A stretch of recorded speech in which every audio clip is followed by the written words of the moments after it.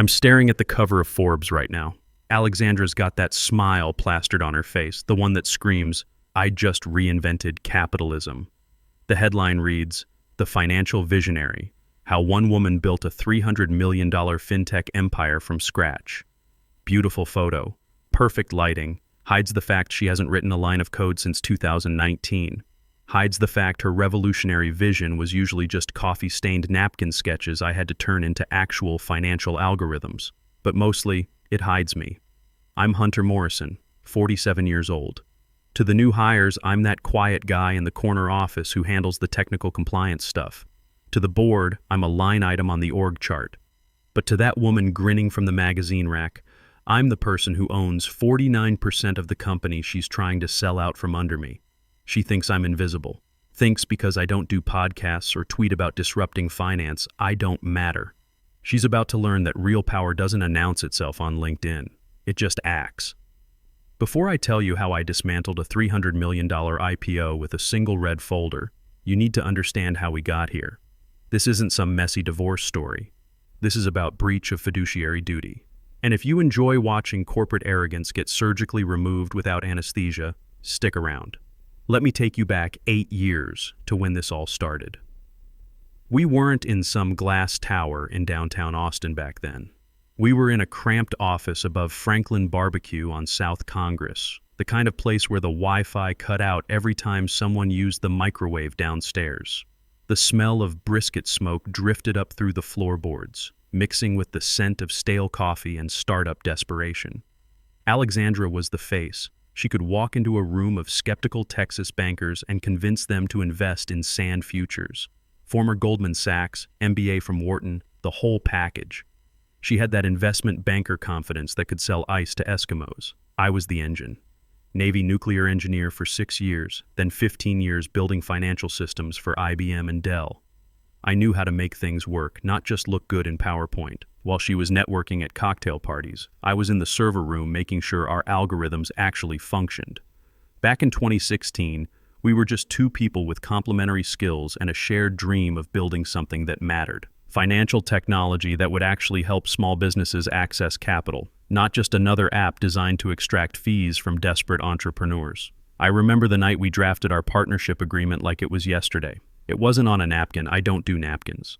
We were sitting in my kitchen in Clarksville, laptops on the table, surrounded by empty Shiner bottles and takeout containers from that same barbecue joint where our office sat.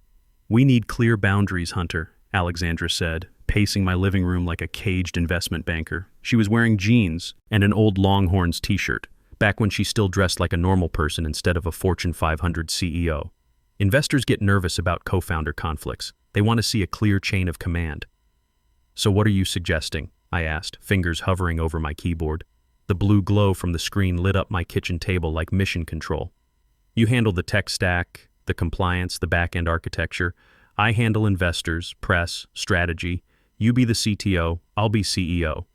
Clean separation of duties." I wasn't emotional about it, never have been. The Navy teaches you that ego gets ships sunk, and I'd seen enough corporate politics at IBM to know that clear roles prevent conflicts down the road. "What about equity split?" 50-50, she said without hesitation, stopping her pacing to look me in the eye. "But I need voting control for daily operations. Investors expect that from a CEO." That made sense. I had no interest in playing politics with venture capitalists or schmoozing at Austin tech meetups. I wanted to build things, solve problems, write code that actually worked. So I wrote it. The partnership agreement. Not some legal Zoom template, but a proper LLC operating agreement with all the bells and whistles my corporate experience had taught me to include. I structured it so Alexandra had voting control for day-to-day decisions, but my 49% stake came with specific protections. The key clause was buried in Section 14.3, written in the kind of legal language that looks boring, but packs the punch of a nuclear weapon. In the event of any material corporate restructuring, public offering, or sale of substantially all company assets, unanimous consent of all members holding 25% or greater equity stakes is required. In plain English, she could run the company day to day, hire and fire people, pick the office coffee, but she couldn't sell my life's work without my signature. "Sign here," I told her, sliding the printed copy across my kitchen table. The pages were still warm from my laser printer. She barely glanced at it, just flipped to the signature page like she was signing for a pizza delivery. "You really don't trust anyone, do you?" "I trust paperwork," I said, watching her scrawl her signature across the bottom. "Paperwork doesn't forget." She laughed, that genuine laugh she had back then, before success turned it into something calculated and hollow. "Fair enough." "Partners?" "Partners," I agreed, shaking her hand across my kitchen table. If I'd known then what I know now, I would have added about 50 more protective clauses. But hindsight is 2020, and in 2016, Alexandra Sterling was still the woman who'd split gas money for road trips to investor meetings and celebrated our first $10,000 in revenue with beer and barbacoa tacos. The next 5 years, it worked like a Swiss watch. We were a machine. Alexandra was the charming CEO the Austin business community loved to celebrate. She was on panels at SXSW, keynoting fintech conferences, networking with Dell executives and local venture capitalists.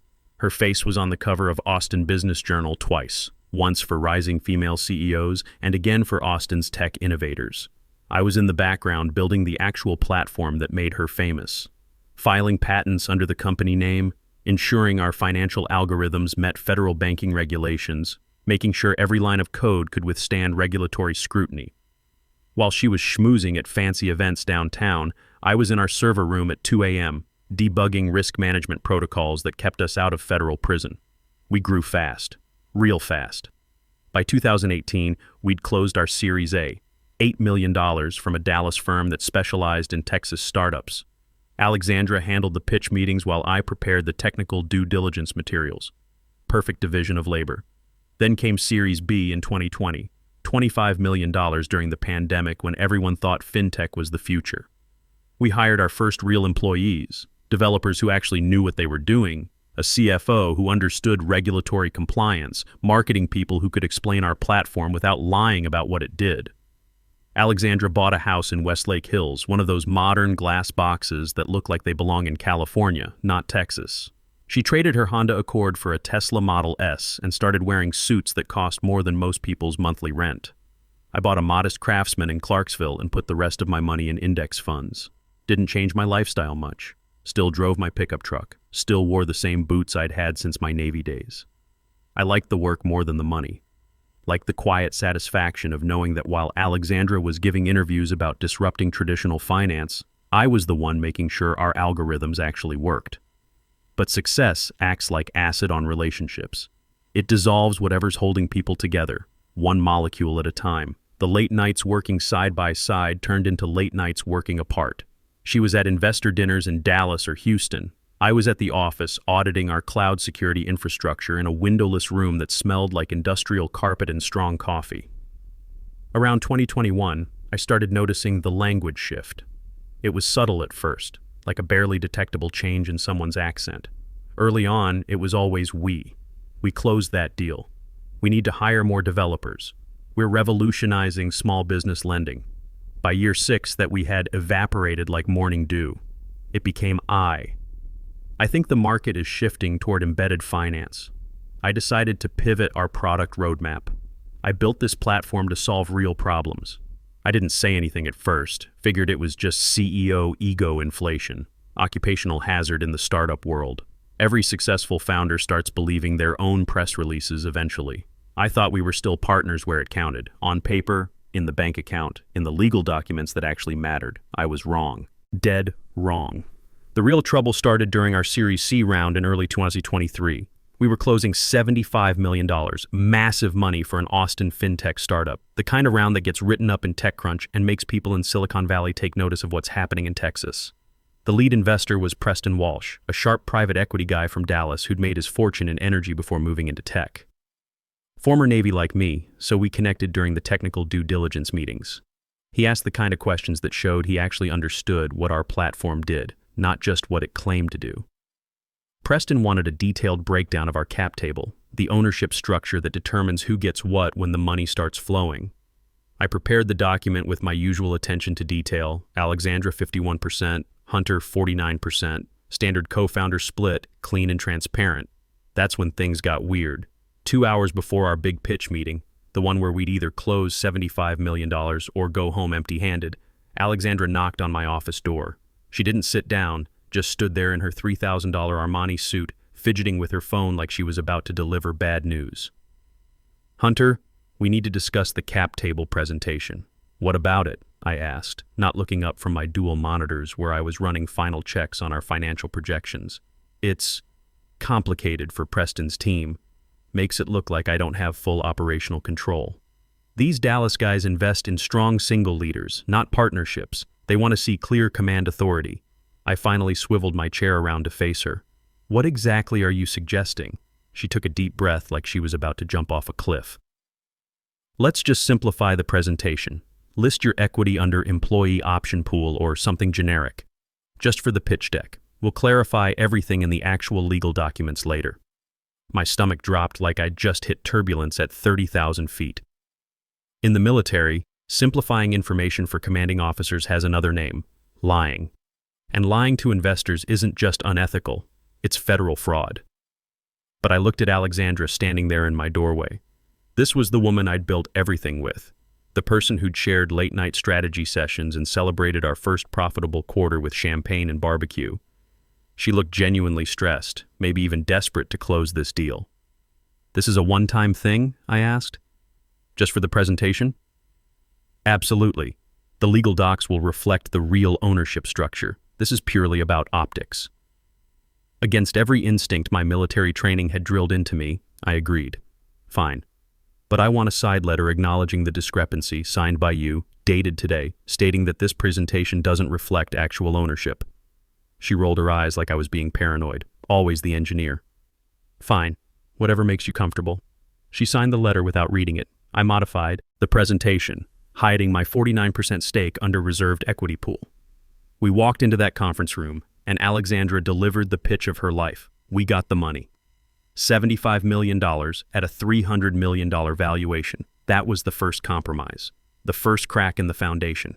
I thought I was protecting the company from investor confusion. In reality, I was handing Alexandra the crowbar she'd used to pry me out of my own business. She walked out of that meeting high on adrenaline, buzzing like she'd just closed the deal of the century.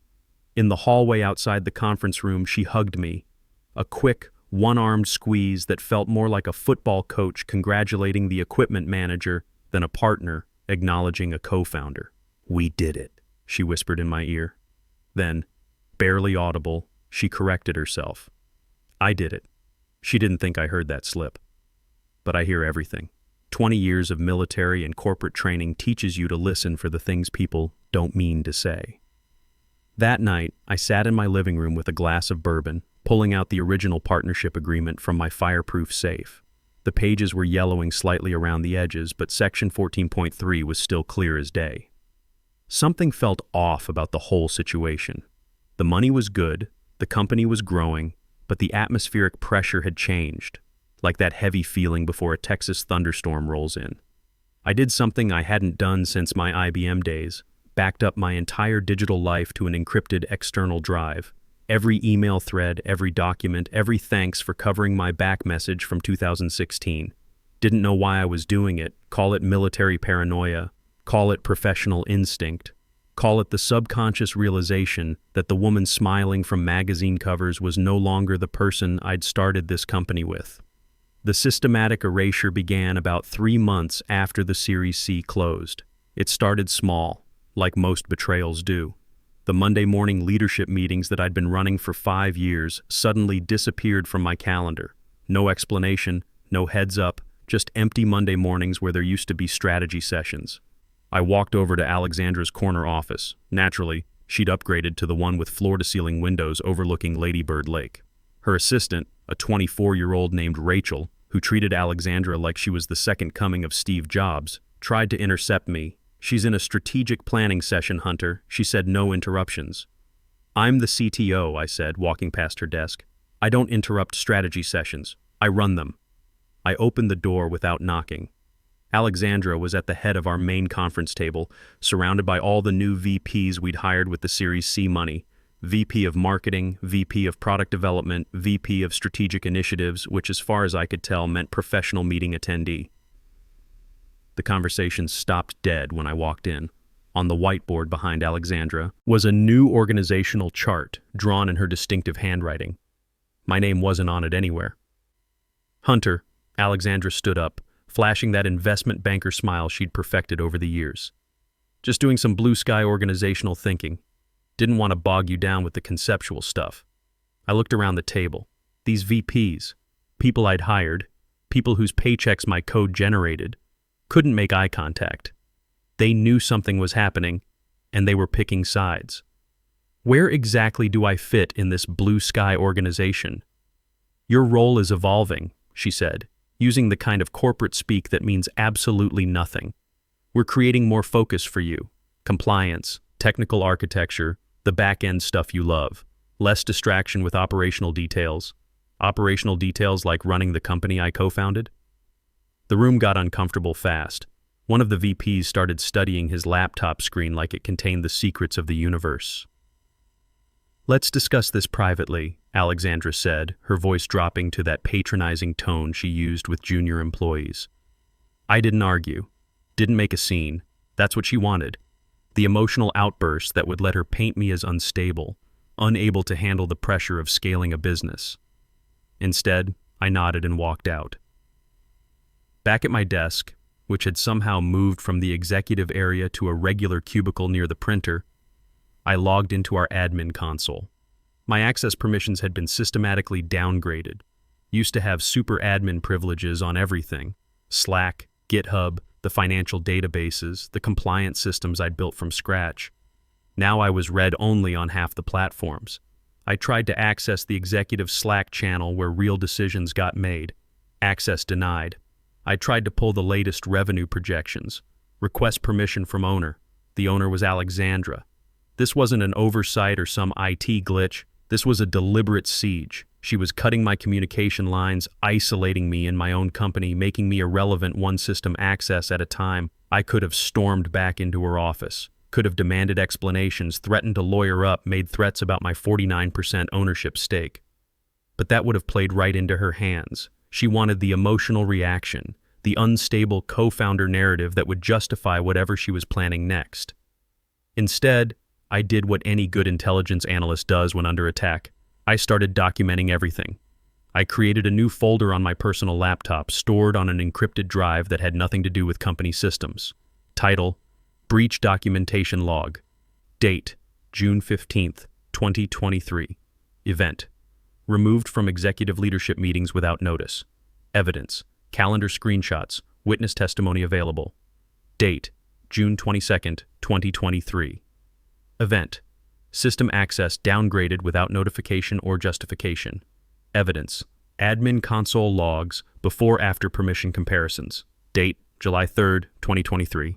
Event: Alexandra takes sole credit for platform development in Austin Business Journal feature article.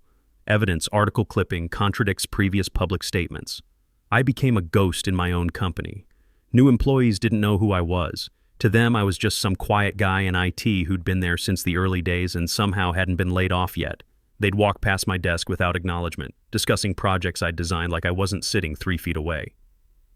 The breaking point came in late July. I was in our break room, making my afternoon coffee, when 2 junior developers were talking by the expensive espresso machine Alexandra had bought with Series C money.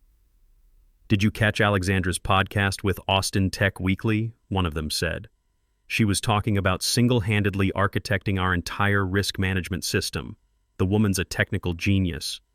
"Yeah, I heard there was some old Navy guy who helped with basic coding in the early days," the other replied, scrolling through his phone. "Apparently couldn't keep up when things got sophisticated. You know how these military types are with modern technology." I stirred my coffee slowly, the spoon making a sharp, clear sound against the ceramic mug, a sound that seemed to cut through their conversation. "Actually," I said, turning around to face them. They both jumped like they'd been caught stealing. "That Navy guy wrote every single algorithm keeping this company out of federal prison. And Alexandra's never written a line of production code in her life. I've been debugging her mistakes since 2016. They stared at me with wide eyes and open mouths, probably wondering who this random old guy was and why he was talking to them. "Enjoy your coffee," I said, walking away. My hands were shaking as I walked back to my desk. Not from fear, but from pure rage. This wasn't just about money anymore, or even respect. She was rewriting the fundamental history of our company, erasing my contributions pixel by pixel until I became nothing but a footnote in someone else's success story. The final betrayal came in December 2023, delivered with the coward's timing of a 6 p.m. Friday email. Subject: Organizational Transition and Equity Realignment from Alexandra Sterling, CEO. Per our discussions regarding your interest in transitioning to an advisory role, we're updating your title from co-founder and CTO to founding technical advisor. This better reflects your current bandwidth and allows you to focus on your core competencies. Your 49% equity stake will be recategorized as non-voting advisory shares to streamline our cap table for the upcoming IPO process. Please review and sign the attached acknowledgement. I read it 3 times, my military-trained mind parsing every word for hidden meaning. Our discussions regarding your interest. We'd never had those discussions. She was manufacturing a reality and asking me to validate it with my signature. And recategorizing my shares, that's not a thing. You can't just change the DNA of equity ownership because it's inconvenient for your IPO plans. I didn't sign anything. Instead, I printed the email and added it to my breach documentation file, which by now was thick enough to choke a horse. Then came the annual bonus meeting. Every year since our Franklin barbecue days, we'd taken $50,000 performance bonuses when we hit our targets. This year, we'd absolutely crushed our numbers. Revenue up 340%, client acquisition through the roof, regulatory compliance perfect. Alexandra called me into her office for what she said would be a year-end performance discussion. She wasn't alone. Wesley, our new CFO, a guy who wore Patagonia vests year-round and used synergy in casual conversation, was there too. Hunter? Alexandra smiled, but it was all teeth, no warmth. Hell of a year. Really appreciate you maintaining operational stability during our growth phase. Wesley chuckled like she'd made a joke. I didn't find it funny. We're making a strategic decision to reinvest all executive compensation back into the company this year, Alexandra continued, leaning back in her chair like she was delivering good news. Cash runway is critical for the IPO timeline. Need to show fiscal responsibility. This applies to you too? I asked directly. Absolutely, she said without missing a beat. 0 cash bonuses for senior leadership. We're all making sacrifices here.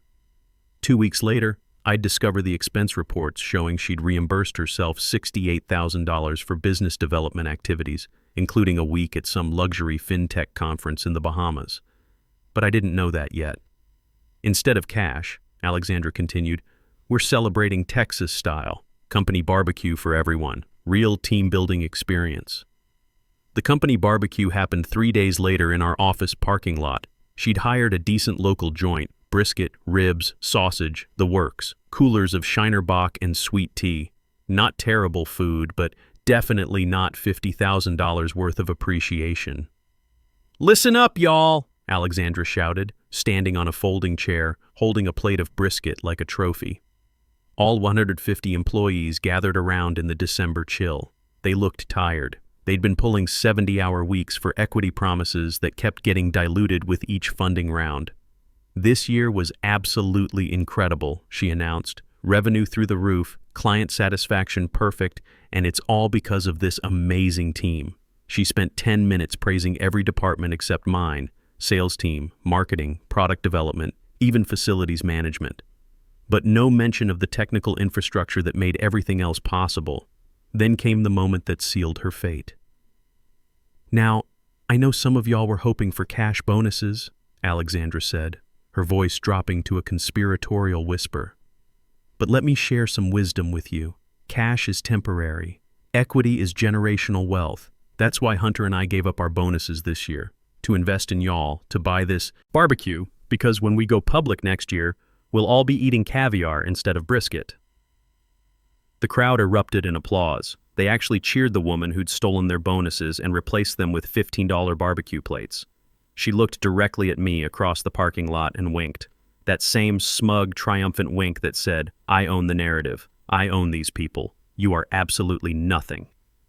That wink was the biggest mistake of her professional life. Something inside me didn't snap. It clicked into place, like chambering around. I looked at the barbecue setup, at the cheering employees, at Alexandra basking in stolen glory. I walked to my truck without saying goodbye to anyone. I had phone calls to make. That evening I used my emergency system access, a disaster recovery account I'd established years earlier that Alexandra had forgotten about. Found the IPO preparation folder buried in our document system. Inside were draft S1 filings ready for SEC submission. Listed founder, Alexandra Sterling. Ownership percentage, 100%. She was actually going to do it. File federal documents claiming sole ownership of a company she'd built with my hands, my code, my sleepless nights. I copied everything to encrypted drives, then made 2 phone calls. First call, Preston Walsh, our Series C investor. Preston, it's Hunter. I need a lawyer, not a corporate attorney, a litigation specialist. What's going on, Hunter? Securities fraud. I'm about to sink a ship. Preston connected me with Spencer Brooks, a 65-year-old litigation attorney who worked out of an old limestone building downtown.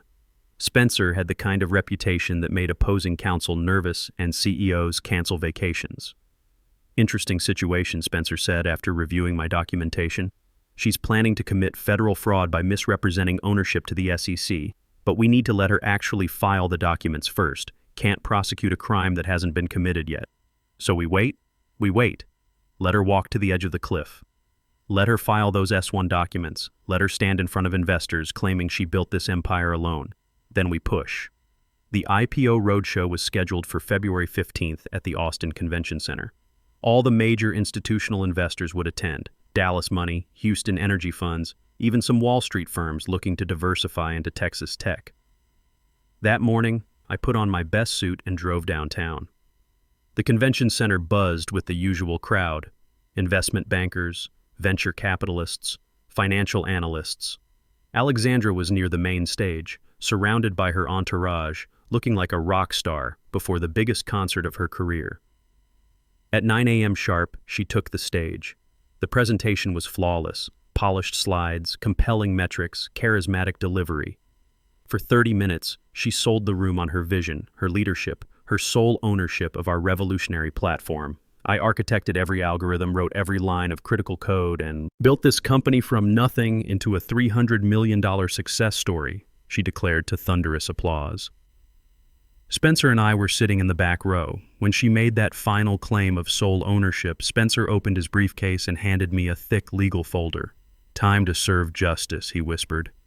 I stood up and started walking toward the stage. The click of my dress shoes on polished concrete was the only sound in the suddenly silent room. "Actually, Alexandra," I said when I reached the front, my voice carrying clearly across 200 stunned faces, "you didn't build this alone. You built it with a partner you're trying to erase." I handed the legal documents to Preston Walsh in the front row. Inside, you'll find our original partnership agreement, documentation of my 49% ownership, and proof that Alexandra just committed securities fraud by claiming 100% ownership of assets she doesn't control. The room exploded. Phones came out, fingers typed furiously, investors headed for exits. "Goldman Sachs is withdrawing from the underwriting syndicate," Preston announced. "We cannot certify an offering where ownership is disputed." Alexandra stared at me from the stage, microphone still in her hand, watching 8 years of manipulation crumble in real time. 3 months later, the SEC investigation concluded. Alexandra resigned under pressure, keeping 15% equity as a silent partner. I ended up with 65% based on actual technical contributions and IP ownership. Today, I run the company with a small team of people who value substance over hype. We're profitable, growing steadily, and building technology that actually helps small businesses instead of just generating headlines. Alexandra moved to Miami, launched a crypto consulting firm that lasted 6 months. Last I heard, she was selling motivational courses on LinkedIn to an audience of 200 followers. Sometimes I think about that barbecue party, about the wink, about how she thought she'd erase me from my own story. Was it worth destroying the IPO, losing the quick money, burning down the fairy tale? I look at my name on the patents, my code running the platform, my company, legitimate and documented. Yeah, it was worth it. Real power doesn't announce itself on social media, it just executes.